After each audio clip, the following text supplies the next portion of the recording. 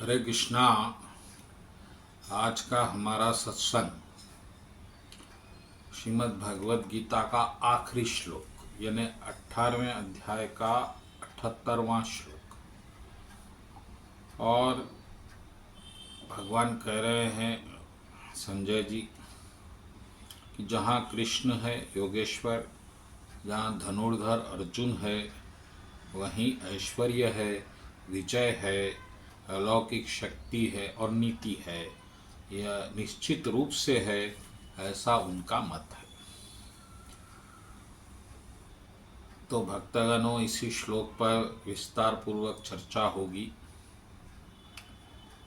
कि भगवत गीता बहुत से संतों ने, बुद्धिजीवों जीवों ने इसको सराहा है, इसको अपनाया है, जीवन में उतारा है, लेकिन वास्तविक लाभ क्या है? अगर कोई गीता पढ़ता है या गीता का मार्ग अनुसरण करता है तो उससे क्या मिलता है? और एक तो आध्यात्मिक लाभ मिलता है, वो तो सभी जानते हैं, लेकिन क्या भौतिक लाभ मिलता है?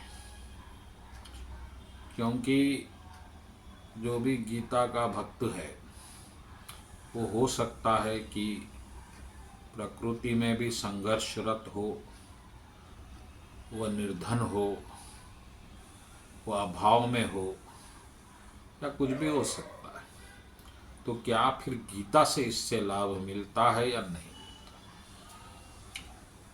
क्योंकि ये प्रश्न बहुत गंभीर है और ये समस्या सर्वव्यापी है और हर एक के हृदय में है कि पहले हमारी स्थिति सुधरेगी, पारिवारिक, आर्थिक और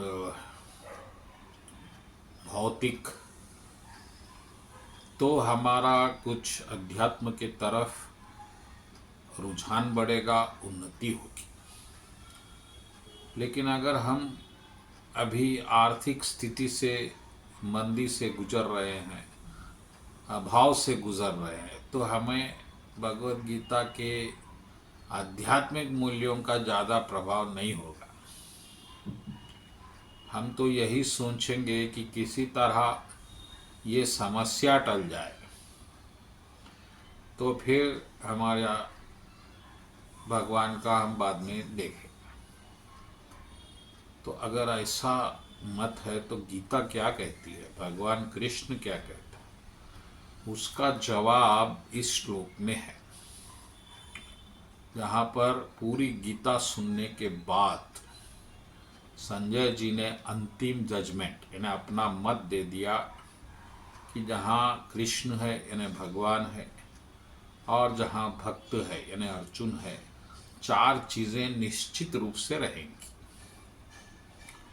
एक विजय, जीत, जो बहुत ज़रूरी है। दूसरा ऐश्वर्य, बिना धन के नहीं आएगा।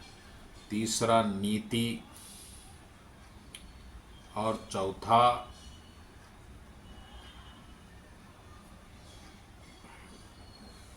ऐश्वर्य यानी भोग वगैरह, सुख के साथ।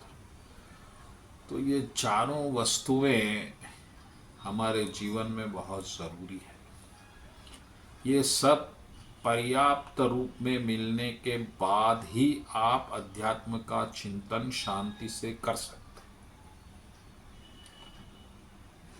ये अगर इसका अभाव है तो फिर आपका मन इसी तरफ ज़्यादा दौड़ेगा और भगवान के सिद्धांत के तरफ, आध्यात्मिक उन्नति के तरफ कम दौड़ेगा। इसीलिए अंतिम श्लोक में भगवत गीता के भगवान ने आश्वासन दे दिया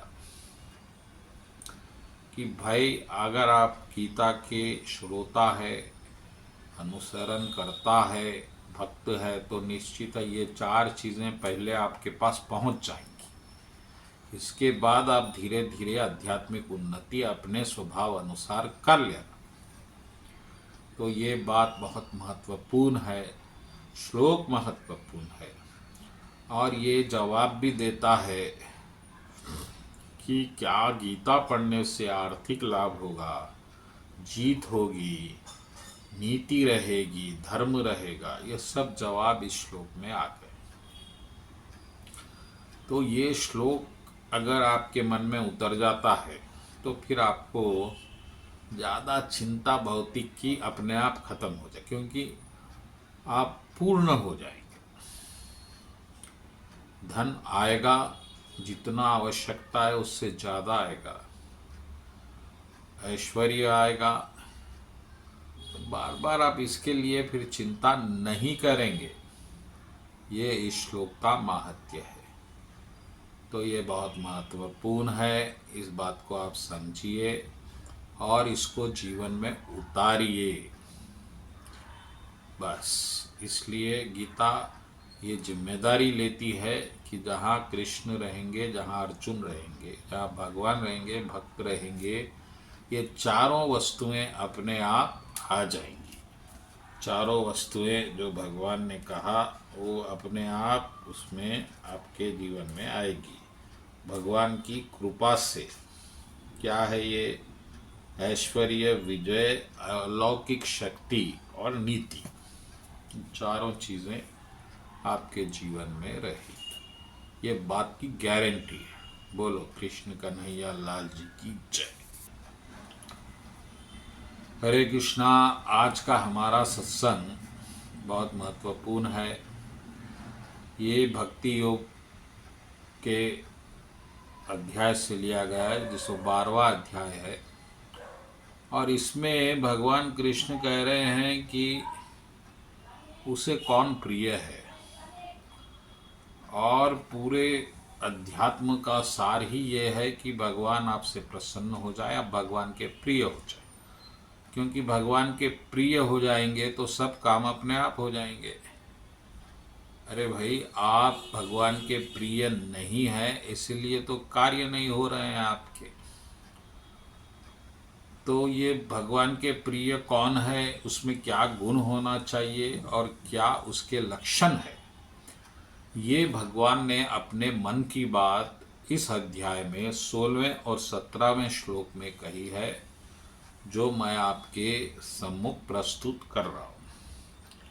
मेरा ऐसा भक्त जो सामान्य कार्यकलापों पर आश्रित नहीं है, जो शुद्ध है, दक्ष है, चिंता रहित है, समस्त कष्टों से रहित है, किसी फल के लिए प्रयत्नशील नहीं है, और मुझे अति प्रिय है।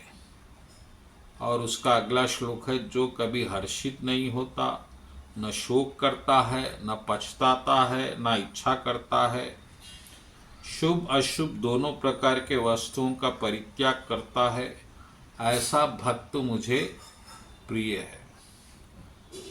तो भक्तगणों, ये 2 श्लोक बहुत महत्वपूर्ण है। मैं इसे संक्षेप में आपसे कहने का प्रयत्न करूंगा, कम से कम समय में। तो पहले भगवान ने कहा कि अनपेक्ष यानी इच्छा रहित है। दूसरा दक्ष है, बहुत होशियार है। तीसरा उदासीन है और सारे कष्टों से मुक्त है। ये क्या है? तो क्या भक्त में कोई इच्छा नहीं होती? एक प्रश्न आएगा, क्योंकि हमारे में बहुत सी इच्छाएं भरी है। तो उसका उत्तर ये है कि भक्त में इच्छाएं होती है, लेकिन वो इच्छाएं उस पर अपना प्रभाव नहीं करती, क्योंकि वो जानता है कि उसका मार्गदर्शक भगवान कृष्ण है। तो वो जो इच्छा है, उसकी इच्छा अनुसार इसका जीवन व्यतीत कराएगा, वही सही होगा। तो वो शरणागत रहने से अपनी इच्छाओं को महत्व नहीं देता। एक पहली बात। दक्ष है, दक्ष यानी बहुत होशियार, बहुत सबसे बड़ा ज्ञानी। और एक बात आप याद रख लीजिएगा, बहुत से ज्ञानी हैं, अक्षर अक्षर ब्रह्मज्ञानी है, तत्वज्ञानी है, योगी है, तपस्वी है, लेकिन इन सबसे भी सादा ज्ञानी, अक्लमंद, होशियार भक्त है। क्योंकि ये बाकी के जो लोग हैं ये अपना प्रयत्न कर रहे हैं प्रभु को पाने का, प्रभु को लुभाने का, लेकिन जो सबसे होशियार होता है वो प्रभु की शरण में जाता है। ये सबसे उत्तम है, क्योंकि शरण का अर्थ है कि भगवान अब आप जो करना है आप करिए, हम कुछ नहीं कर सकते। ये सबसे कठिन बात शरण जाना है, क्योंकि यहाँ पर आपको कर्तापन पूर्ण रूप से त्यागना है। तो वो दक्ष है और सर्वारंभ परित्यागी, अब किसी चीज का वो प्रयत्न नहीं करता। ये बहुत महत्वपूर्ण है। तो क्या भक्त लोग कोई चीज के लिए प्रयत्न ही नहीं करते? नहीं करते, क्योंकि आप जब शरण में आ चुके हैं और फिर आप अपने हिसाब से जीवन नहीं जी सकते। आप क्योंकि भगवान के अधीन है, तो भगवान आपसे जो करवाएंगे वो आप वो करेंगे। तो अगर कोई ऐसा कहता है कि मैं ये कर रहा हूँ, मैं ये मेरे हिसाब से, तो वो अभी शरण में नहीं है। तो सर्वारंभा परित्यागी, सर्व आरंभ, हर संकल्प से वो मुक्त है। अब वो क्या करेगा ये नहीं बोल सकते। इसके बाद बहुत इम्पोर्टेंट जो है, मैं उस पर पहले जाऊंगा, शुभाशुभ परित्याग। ये बहुत बहुत इम्पोर्टेंट कि शुभ और अशुभ, अशुभ का परित्याग करता है। ये बात तो समझ में आती है, क्योंकि भक्त लोग क्योंकि बहुत निर्मल हृदय होते हैं और वो किसी का बुरा तो कर नहीं सकते, तो वो अशुभ का तो परित्याग कर ही देंगे। अशुभ ही बुरा करना है, लेकिन शुभ का परित्याग क्यों करते हैं? ये बात समझने योग्य है। शुभ और अशुभ ये सब मायिक है, ये सब मन के अपने क्षेत्र है, और भक्त मन में नहीं होता। मन इच्छाओं का केंद्र है। आपकी इच्छाएं मन बन गई है, बुद्धि बन गई है, शरीर बन गई है, ये सब बन गई। तो इच्छाएं, आपकी जो भौतिक इच्छाएं हैं, उसकी वजह से आप भक्ति नहीं कर सक रहे। तो भक्त इन सब चीज़ों का त्याग करके भगवान की भक्ति करने बैठता है। तो वो तो अशुभ का तो परित्याग पहले ही कर चुका है, अब उसे शुभ से भी कोई लेना देना नहीं है। जो भौतिक शुभ है, जैसा कि आपको 10 बार नहाना है, एक पाँव पे ठहर के कुछ करना है, ज़मीन पे ही सोना है, ये सब जो है कठिन व्यवस्थाएं हैं आध्यात्मिक की, वो भक्त उसे त्याग देता है, क्योंकि वो तो शरणागत है। और शरणागत भक्त का एक ही कार्य है कि भगवान को प्रसन्न करे। तो वो तो उनके चरणों में अपनी भक्ति करता हुआ भगवान को प्रसन्न करता रहेगा। तो उसको शुभ अशुभ से कोई लेना देना नहीं है। इस बात को आप ध्यान में रखिए, और ये बहुत इम्पोर्टेंट। तो इस तरह से भक्त भगवान का प्रिय बनता है, और जब भगवान के आप प्रिय बन गए तो फिर आपको कोई ऐसी चीज़ नहीं है तीनों लोकों में जो आपके अधीन ना हो, आपके पकड़ में ना हो। ये बात याद रखिए। तो ये सब चीज़ें अपने जीवन में उतारिए और भगवान की भक्ति में लगिए। बोलो कृष्ण कन्हैया लाल जी की जय।